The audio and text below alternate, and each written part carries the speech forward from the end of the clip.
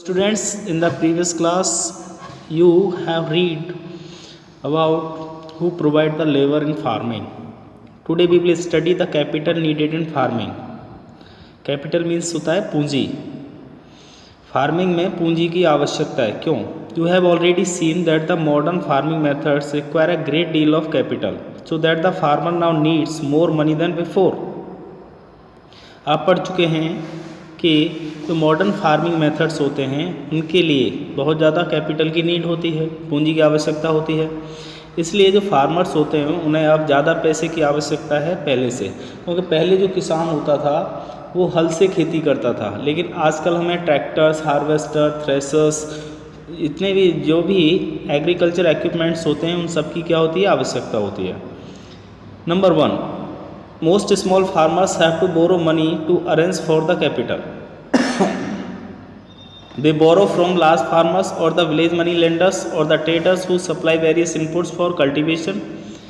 The rate of interest on such loan is very high. They are put to great distress to repay the loan. जैसा आपने पहले भी पढ़ा है कि बहुत सारे ऐसे छोटे किसान होते हैं जो कि पूंजी अरेंज करते हैं, यानी कि जो कैपिटल होता है उसको अरेंज किया जाता है पैसे के रूप में और उसको उधार भी लिया जाता है.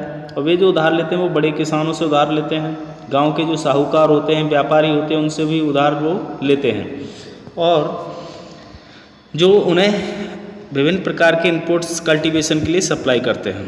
तो रेट ऑफ इंटरेस्ट जो होता है इस प्रकार के लोन्स पर वो बहुत ज़्यादा होता है और जिससे क्या होता है कि उन्हें दोबारा लोन को रीपे करने में काफ़ी डिस्ट्रेस फेस करना पड़ता है.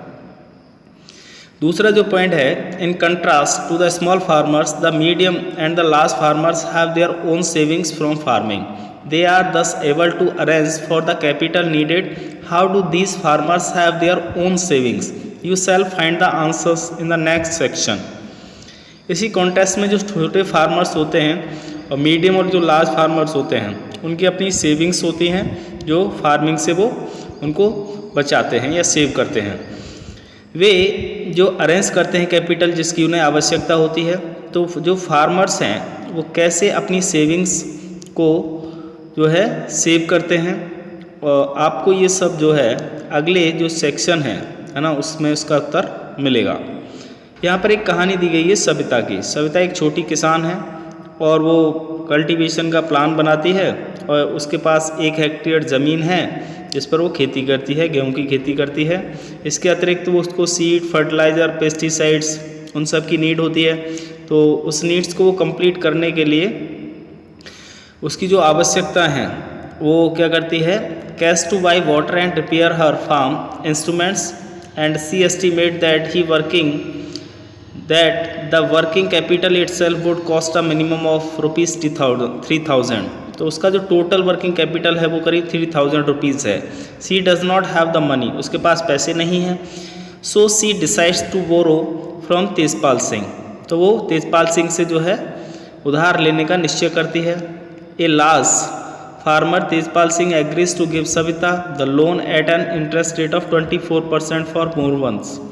I think in the previous section I told you about that, okay, and I have also explained this story, and you will be read this story carefully and you understand what is the main conditions to be faced by the small farmers in villages, okay, and you will also complete this section.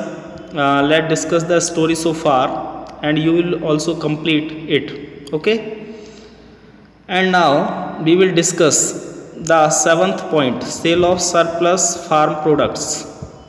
जो surplus farm products होते हैं उसकी जो बिक्री होती है ना, वो कैसे होता है. Let us suppose that the farmers have produced wheat on their lands using the 3 factors of production. 3 factors होते हैं है ना प्रोडक्शन के. जहाँ जो किसान होता है, जहाँ गेहूँ की उत्पादन करता है, गेहूँ का पैदावार करता है अपनी भूमि के ऊपर. The wheat is harvested and production is complete. तो वीट जब काटा जाता है यानी कि उसको हार्वेस्ट किया जाता है, उसके जो है उसके बाद जो है उसका प्रोडक्शन कंप्लीट होता है. What do the farmers do with the wheat? तो जो फार्मर्स होते हैं वो गेहूं के साथ क्या करते हैं, they retain a part of the wheat for the family's consumption and sell the surplus wheat. तो जो किसान होता है वो अपने परिवार के लिए भोजन के लिए एक तरीके से तो कंजप्शन जो होता है उसका उसके लिए रखता है, बाकी वो क्या करता है, उसको जो सरप्लस वीट होता है उसको बेचता है। Small farmers like Savita and Govind son have little surplus wheat because their total production is small and from this a substantial share is kept for their own family needs। Savita और गोविंद के जो पुत्र हैं उनके पास बहुत ही छोटा सरप्लस होता है वीट का, क्योंकि उनका जो टोटल प्रोडक्शन होता है वो कम होता है और उसका जो शेयर होता है वो अपनी फैमिली नीड्स के लिए रखता है। So it is the medium and the large farmers who supply wheat to the market. जो मध्यम और बड़े जो किसान होते हैं जो कि वीट का सप्लाई करते हैं मार्केट में। पिक्चर नंबर 1.1 में आप देखेंगे तो you can see the block cart streaming into the market each carrying loads of wheat. आप देख सकते हैं जो ब्लॉक कार्ट होते हैं वो क्या करते हैं, मार्केट में जो है मार्केट तक पहुंचाने का काम करते हैं वीट को। The traders at the market buy the wheat and sell it. जो व्यापारी होता है वो मार्केट में वीट को खरीदता है और उसे बेचता है। Further to shopkeepers in the towns and cities. और उसके बाद वो शॉपकीपर के पास जाता है जो टाउन्स और सिटीज़ में होते हैं। Tejpal Singh the large farmer has a surplus of 350 quintal of wheat from all his lands. Tejpal के बारे में पहले भी पढ़ चुके हैं कि तेजपाल जो एक बड़ा किसान है और उसके पास करीब 350 क्विंटल का सरप्लस होता है, यानी वीट का जो उत्पादन होता है उसकी पूरी भूमि पर उसमें 350 क्विंटल जो है वो अतिरिक्त होता है जिसे वो मार्केट में क्या करता है, बेचता है। He sells the surplus wheat at the Raiganj market and has good earnings. उसे वो रायगंज के मार्केट में बेच देता है और वहाँ से उसको अच्छी आय इनकम होती है। What does Tejpal do with his earnings. तो अपनी अर्निंग्स के साथ तेजपाल क्या करता है। Last year Tejpal Singh had put most of the money in his bank account. Tejpal ने अपना जो अधिकतर जो पैसा था वो अपने बैंक अकाउंट में रखा था। Later he used the savings for lending to farmers like Savita who were in need of a loan. कुछ पैसा उन्होंने ऐसे लोगों को दिया जैसे सविता थी जिसको आवश्यकता थी लोन के रूप में। He also use the savings to arrange for the working capital for farming in the next season. और उसका उपयोग जो उसकी जो सेविंग्स होती हैं उनको वो वर्किंग कैपिटल के रूप में अपने फार्मिंग में भी करता है अगले सीजन के लिए। This year Tejpal Singh plans to use his earnings to buy another tractor. इस वर्ष तेजपाल सिंह ने योजना बनाई है कि वो अपनी अर्निंग्स का उपयोग जो है वो एक अन्य ट्रैक्टर खरीदने में करेगा, है ना। Another tractor would increase his fixed capital. अन्य जो ट्रैक्टर होगा वो उसकी फिक्स्ड कैपिटल को क्या करेगा, बढ़ाएगा। Like Tejpal Singh other large and medium farmers sell the surplus farm products. Tejpal Singh की तरह अन्य जो बड़े और मध्यम किसान हैं वो अपने सरप्लस फार्म प्रोडक्ट्स को बेचते हैं। A part of the earnings is saved and kept for buying capital for the next season. तो अर्निंग्स का एक जो हिस्सा होता है जिसको बचाया जाता है तो उसको रखा जाता है कैपिटल खरीदने के लिए और नेक्स्ट सीजन के उपयोग के लिए। Thus they are able to arrange for the capital for farming from their own savings. यद्यपि वे जो एबल होते हैं अरेंज करने में कैपिटल को फार्मिंग के द्वारा, जिससे वो अपनी स्वयं की सेविंग्स भी बनाते हैं। Some farmers might also use the savings to buy cattle. कुछ किसान ऐसे भी होते हैं जो अपनी सेविंग्स का उपयोग कैटल, ट्रक्स और सेटअप टू शॉप्स वगैरह करने के लिए करते हैं। मतलब कैटल खरीदते हैं या ट्रक्स भी जो है वो खरीदते हैं और भी जो है वो शॉप्स वगैरह सेटअप करने में उसका उपयोग करते हैं। As we shall see this constitute the capital for non farming activity. जैसा हम देखेंगे कि ये जो कॉन्स्टिट्यूट होते हैं उन जो पूंजी के वो सभी नॉन फार्मिंग एक्टिविटीज़ में उपयोग किए जाते हैं। तो हम नेक्स्ट सेक्शन में जो है नॉन फार्म एक्टिविटीज़ के बारे में पढ़ेंगे, क्योंकि अभी तक हमने फार्मिंग एक्टिविटीज़ के बारे में पढ़ा। हमने ये पढ़ा कि जो फार्मिंग एक्टिविटीज़ होती हैं उन फार्मिंग एक्टिविटीज़ के लिए किन किन चीज़ों की आवश्यकता होती है, ठीक है ना, और जो है कौन कौन से उसके जो है रीजन्स हैं जिनकी नीड होती है, जिसके कारण जो है फार्मिंग में जिनका उपयोग किया जाता है। और सबसे ज़्यादा जैसे हमने लेबर की बात की, लैंड की बात की, ठीक है, कैपिटल की बात की, तो ये सारी चीज़ें जो ना वो आवश्यक होती हैं किसी भी खेती के लिए। इसमें वर्किंग कैपिटल की नीड होती है, फिक्स कैपिटल भी होता है, जैसे हम वर्किंग कैपिटल यूज़ करते हैं। और अगर हम कोई परमानेंटली जैसे हमने ट्रैक्टर खरीद लिया या हार्वेस्टर खरीद लिया जो हमारी खेती के लिए आवश्यक है, तो वो हमारा क्या हो जाता है, फिक्स्ड कैपिटल हो जाता है। तो तो अभी हम जो बात करेंगे वो करेंगे नॉन फार्म एक्टिविटीज़ इन पालमपुर, यानी पालमपुर के अंदर गैर कृषि क्रियाएं क्या हैं। तो we have learned about farming as the main production activity in Palampur.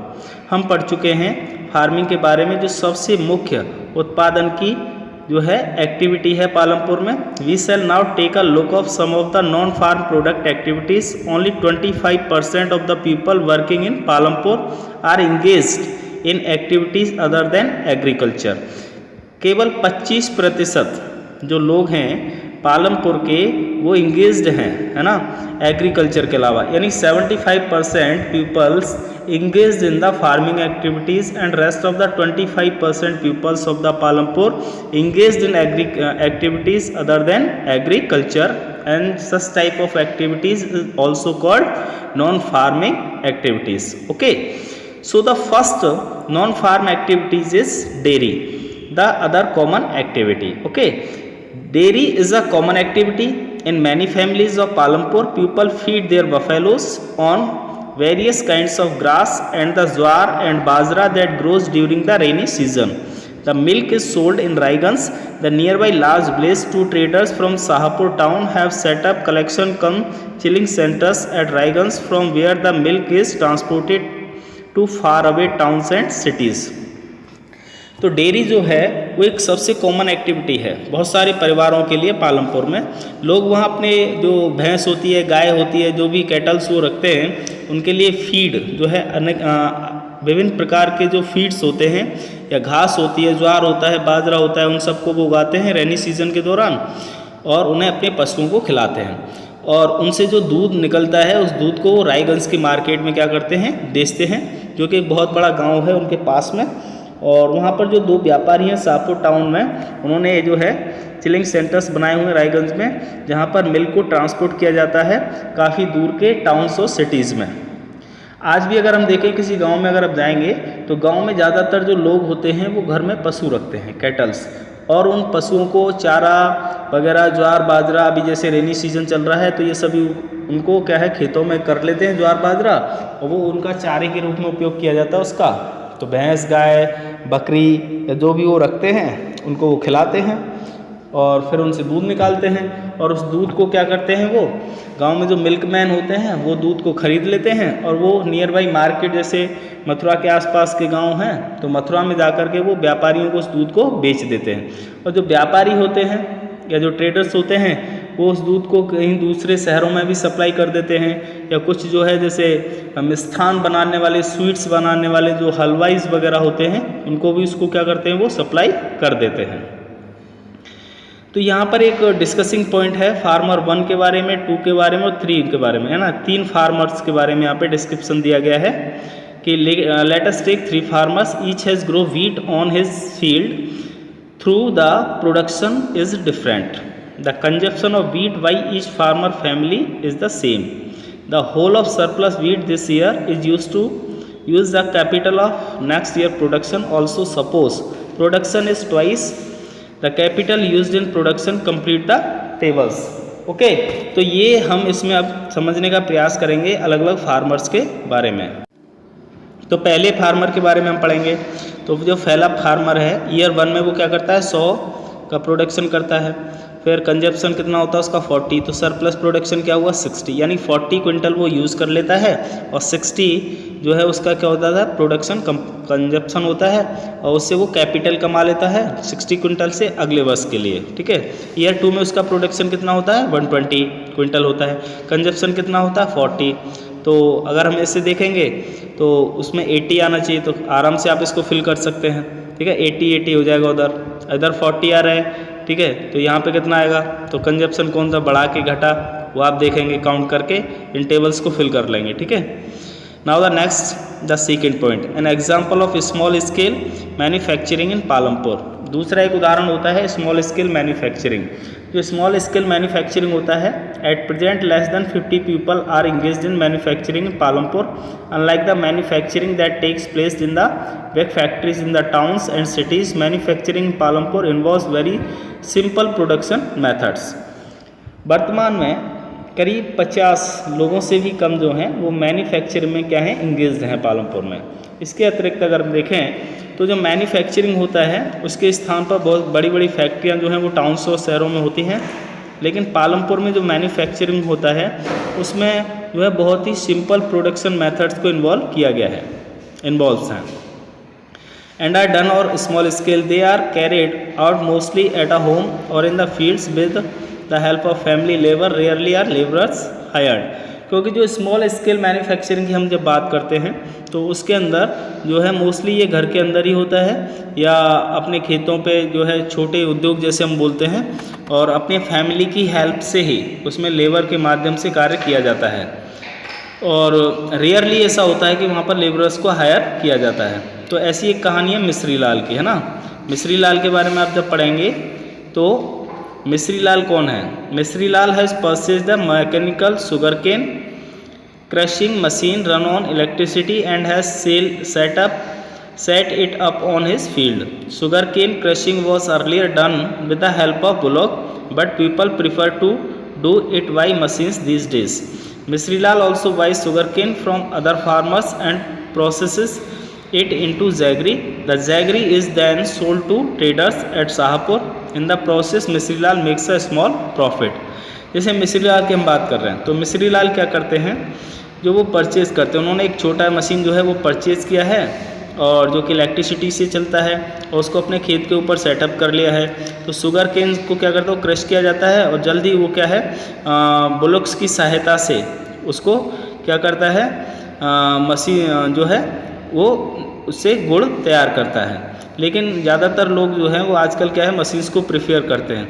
मिस्री लाल ने भी क्या किया है कि शुगर केन खरीदता है अन्य किसानों से, उसको प्रोसेस करता है जैगरी के रूप में और उस जैगरी को वो ट्रेडर्स को शाहपुर में बेचता है और इस पूरी प्रक्रिया में मिस्री लाल जो है एक छोटा सा प्रॉफिट कमा लेता है। Karim has opened a computer class centre in the village. Karim भी जो है, करीम ने क्या किया है, गांव के अंदर एक छोटा सा कंप्यूटर सेंटर खोला है। In recent years, a large number of students have been attending college in Shahpur town. Kareem found that a number of students from the college are also attending computer classes in the town. There were two women in the village who had a degree in computer applications. He decided to employ them. He bought computers and set up the classes in the front room of their house overlooking the market. High school students have started attending them in good numbers. Karim जो है उसने computer class centre खोला है गांव में और हाल ही के वर्षों में ज़्यादातर संख्या में जो स्टूडेंट्स हैं वो कॉलेज को अटेंड करते हैं शाहपुर टाउन में। करीम ने पाया कि नंबर ऑफ़ स्टूडेंट्स जो हैं गांव में वो सभी कंप्यूटर क्लासेस में भी अटेंड कर रहे हैं। तो दो महिलाएं हैं गांव में जो इनके पास कंप्यूटर का डिग्री है कंप्यूटर एप्लीकेशंस का, तो उसने ये डिसाइड किया है उन दोनों को वो क्या देगा, रोज़गार देगा। तो उसने जो है कंप्यूटर्स को ख़रीदा, सेटअप किया और क्लासेस में, ठीक है ना, क्लासेस बनाए और अपने हाउस में और उनकी वो देखभाल करता था। जब मार्केट में उनके जो उसका जो घर था और हाई स्कूल के जो स्टूडेंट्स थे उन्होंने जो है वहाँ पर पढ़ना स्टार्ट किया, उनको अटेंड करना स्टार्ट किया जिससे कि वो अच्छे नंबर्स प्राप्त कर सकें। तीसरा जो है आपका वो है द शॉपकीपर्स ऑफ पालमपुर। तीसरी जो एक्टिविटी है वो क्या है, पालमपुर। सबसे पहले हमने फार्मिंग डेयरी का बारे में पढ़ा, नॉन फार्मिंग एक्टिविटीज़ हम पढ़ रहे हैं। सबसे पहला था डेयरी, दूसरा था स्मॉल मैन्युफैक्चरिंग और तीसरा है हमारा क्या, शॉपकीपिंग। तो जो शॉपकीपर्स होते हैं पालमपुर में, people involved in trade exchange of goods are not many in Palampur. The traders of Palampur are shopkeepers who buy various goods from wholesale market in the cities and sell them in the village. You will see small general stores in the village selling a wide range of items like rice, wheat, sugar, tea, oil, biscuit, soap, toothpaste and batteries, candles, notebooks, pen, pencil, even some clothes. So a few of the families whose houses are close to the bus stand have used a part of the space to open small shops. They sell eatables. हम अगर shopkeeping की बात करते हैं तो shopkeeping भी क्या है कि स्मॉल स्केल तरीके से एक नॉन फार्मिंग एक्टिविटीज़ भी होता है गांव में। गांव में आपने देखा होगा एक छोटी छोटी दुकानें होती हैं, वो अपने नियर बाई टाउन्स या सिटीज़ से जो है होल सेलर से जो है बहुत सारा माल खरीद करके वो गांव में जा करके उस माल को बेचते हैं, जो कि हमारी डेली रिक्वायरमेंट्स की जितनी भी वस्तुएं होती हैं, चाहे वो साबुन है, बिस्किट है, टूथपेस्ट है, बैटरीज है, शुगर है, टी है, ऑयल है, व्हीट है, राइस है, पेन, पेंसिल, इवन तक क्लोथ्स भी उसमें जो है इंक्लूडेड होते हैं। जो भी हमारे लिए ईटेबल आइटम्स होते हैं वो सभी हमें अपने नियर बाई जो है अपने नेबरहुड एरियाज़ में हमें मिल जाते हैं। तो ये शॉपकीपिंग का जो है एक कॉन्सेप्ट होता है। और शॉपकीपिंग जो है वो एक नॉन फार्मिंग एक्टिविटीज़ होती है गांव के अंदर। चौथा जो पॉइंट होता है वो है ट्रांसपोर्ट, एक फास्ट डेवलपिंग सेक्टर। ये सबसे ज़्यादा डेवलपिंग सेक्टर है ट्रांसपोर्ट का। There are variety of vehicles on the road connecting Palampur to Raiganj.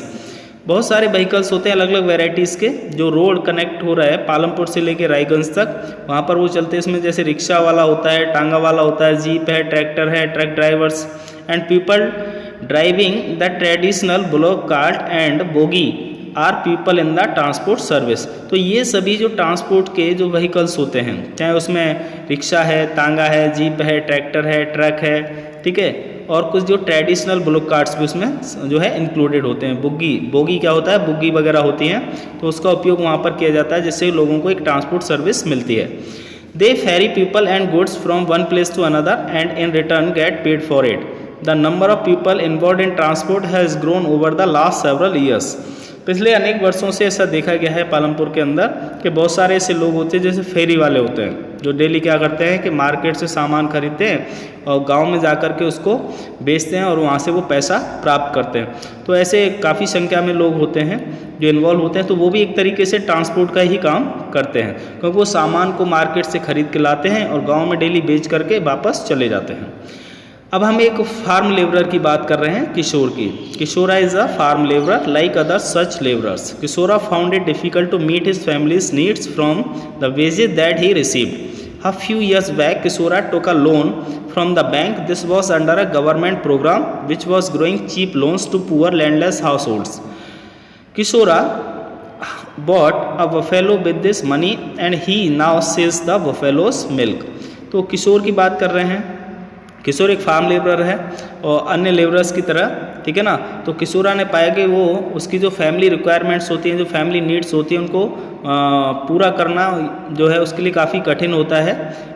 उसको जो वेतन मिलता है या जो वेतन वो प्राप्त करता है, लेकिन कुछ वर्षों में किशोरा ने देखा कि लोन जो है उसने बैंक से उधार लिया और जो गवर्नमेंट के अंडरटेकिंग में था और उसने जो है वो सस्ता लोन लिया, है ना। और क्योंकि वो एक गरीब भूमिहीन जो है गृहस्थी था, तो किशोरा जो है उसने एक भैंस खरीदी उस पैसे से और उस भैंस से जो दूध उसको प्राप्त होता था उसे वो क्या करता है, अब बेचता है। Further he has attached a wooden cart to his buffalo and uses it to transport various items. Once a week he goes to the river Ganga to bring back clay for the potter or sometimes he goes to Sahapur with a load of jaggery or other commodities. If every month he gets some work in transport. As a result, Kishora is able to earn more than what he used to do some years back. Further he उसने क्या किया कि उसने जो है एक wooden cart को attach किया बफेलो के साथ और उसका उपयोग वो ट्रांसपोर्ट के रूप में करने लगा, जिससे विभिन्न प्रकार के जो आइटम्स हैं उनके लिए उसने किया। एक बार एक ही वीक में वह रिवर गंगा की तरफ जाता था और वहाँ से वो जो है क्ले को लेकर के पॉटर्स को जो है वो सप्लाई करता था और इससे वो शाहपुर में जैसे गुड़ ले जाना है पालमपुर से शाहपुर के लिए, तो उसके लिए भी उसको या अन्य कोई और कमोडिटीज़ होती हैं तो उनको वो उससे ढोता था। प्रत्येक मंथ जो है उस वर्क से जो है कुछ कार्य उसको ट्रांसपोर्ट के रूप में मिल जाता था। उसका परिणाम क्या हुआ कि किशोरा अब अपनी जो उसकी इनकम है वो अब ज़्यादा होने लगी, ठीक है ना। और उसका उपयोग जो है वो कुछ वर्ष पहले जो उसका उपयोग वो नहीं कर पाता था या जो ज़्यादा अर्निंग नहीं कर पाता था, अब उससे उसकी अर्निंग होने लगी। तो कहने का अर्थ यह है कि अब जो है वो अपनी इनकम उसने बढ़ा ली। तो हमने इसमें फार्मिंग और नॉन फार्मिंग दोनों ही एक्टिविटीज़ के बारे में पढ़ा कि गांव के अंदर कौन कौन सी एक्टिविटीज़ होती हैं। और यहाँ पर लास्ट में आपको लेस डिस्कसिंग जो है कुछ क्वेश्चंस दिए गए हैं किशोरा के बारे में। तो आप किशोर के बारे में आप इसको जब पढ़ेंगे तो इसमें से पूरा जो आपने ये पैराग्राफ पढ़ा है इसमें से आपको इसके आंसर्स भी मिल जाएंगे। यहाँ पर चैप्टर के समरी भी दिया गया है, तो इसको भी एक बार आप स्टडी कर लें कि इसका समरी क्या है। और finally and you will be complete the exercise of this chapter. Okay, तो इसमें जितने भी क्वेश्चंस दिए हैं अराउंड 12 करीब 14 क्वेश्चंस हैं और इन सभी के आंसर्स आपको इसमें बुक में मिलेंगे। तो कोशिश ये करें सबसे पहले आप इस चैप्टर को पढ़ें पूरा ध्यान से, केयरफुली आपको पूरा पढ़ना है। आपको इसको समझना है कि फार्मिंग एक्टिविटीज़ क्या होते हैं, उसके लिए कौन कौन से पैरामीटर्स होते हैं, उनकी क्या क्या नीड होती है, और नॉन फार्मिंग एक्टिविटीज़ क्या क्या होती हैं। और कई स्टोरियाँ सविता की है, जैसे किशोर की है, मिश्री लाल की है, ठीक है, और पहले रामकली की हमने पढ़ी थी स्टोरी। तो ये सारी स्टोरीज़ भी आप एक बार स्टडी कर लेंगे, क्योंकि इनमें से भी कई क्वेश्चंस आ जाते हैं।